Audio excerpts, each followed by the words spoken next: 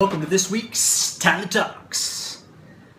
Well, I have Fiona from Brisbane asks, what can you do to treat and prevent varicose veins? Varicose, not pretty, yeah? We definitely want to get rid of those. I believe that number one, it's about circulation. And within circulation, having healthy blood. You know, when we have excess fat, excess cholesterol, high blood pressure, all these kinds of things, then you're going to have weakening of your arteries. So what I would recommend personally from a dietary stance would be radically reducing the amount of high fats from animal sources or even concentrated types of fats. So you're also reducing cholesterol and improving your blood with a lot of salads and greens and vegetables and even fresh fruits to hydrate. Essentially, number one is going to be about hydration, because blood pressure in general is what's going to cause the problem with weak veins. Eventually, when there's a lot of blood pressure trying to pump, it's going to, force those veins out. You're going to have varicose-looking veins. And the most pressure is needed to get that blood from your feet and your legs back up and circulating through your body. So that's where all the pressure is sitting because of gravity. So what I also recommend is about 1 liter of water per 22 kgs of body weight. Now that's if you're kind of eating a regular type of diet, eating a lot of cooked foods and things of that nature. If you're eating a lot of fresh fruits, a lot of salads, a lot of fresh vegetables, there's a lot of water content in there as well. So let's say maybe one liter per 25 to even 30 kgs. But for everybody across the board, at least 2 liters of water. You know, I'm about 76 kilograms and I drink about 3.5 to 4 liters of water a day, but I also eat a lot of fresh fruit, salads, and things that have high water content.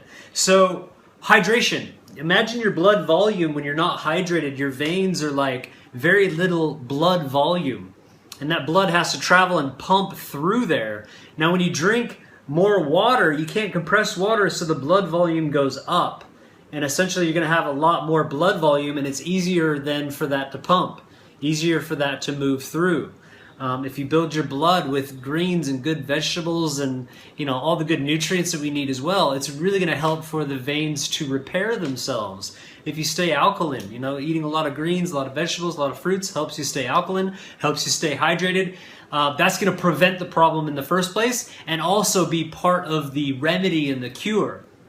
Now, what I'd recommend is in bed, maybe elevating the foot side of your bed, put a couple phone books or a phone book so that it's slightly elevated, so that at least when you go to bed at night, the blood is kind of coming out of the legs and it's not having to have that pressure, at least while you're sleeping. Another thing you could do is like a compress. There's a green called comfrey, which is really powerful healing green, and you can mix that with witch hazel, which is an astringent. It's really good for the skin. So what you would do is take, a bunch of comfrey and you would chop it up and then grind it down in a blender with, say, nearly a half a cup of witch hazel. Mix it together to where it's kind of a poultice, thick solution. And then you just take any type of, cloth, rag, and wrap it. Actually, put it in there and wrap it around the leg and tie it. And let it sit for 4 to 6, 8 hours. Something you could do overnight. But yeah, typically around 4 to 6 hours, if you could leave it there and let it sit, you could even wrap it up. And if you have a dress or something, you can still move around, get going. And then other things that promote circulation, so breathing exercises. If we're less stressed, we're less likely to have high blood pressure.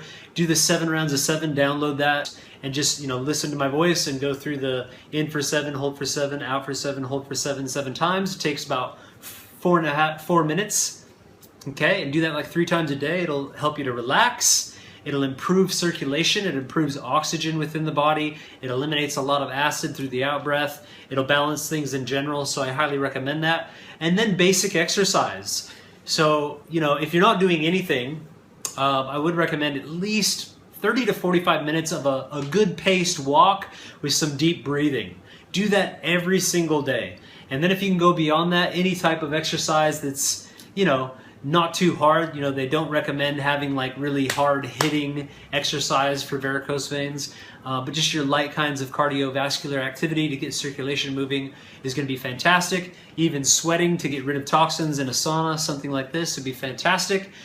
So those are all things that you can do for varicose veins. Now, if you have them really protruding or you're really worried about it and you really want to nail it, you could actually ice the area. I think the ice causes a constriction. So with everything else that you're doing, you know, what I do sometimes is ice baths. So I'll go from my sauna sweating, fully hot, and then I'll just jump into an ice bath. I fill up a bathtub, I put 4 bags of ice, and it's freezing, and I get in there for about 2 minutes and sit, and it's just freezing. But what that does is it eliminates inflammation, it boosts your immune system, and it would definitely help with varicose veins and things like that. If you don't want to do the ice bath, you could simply do ice packs on those areas, on and off, however much you're comfortable with every day until you see the results. But the dietary and lifestyle principles are going to be the most effective over time and distance.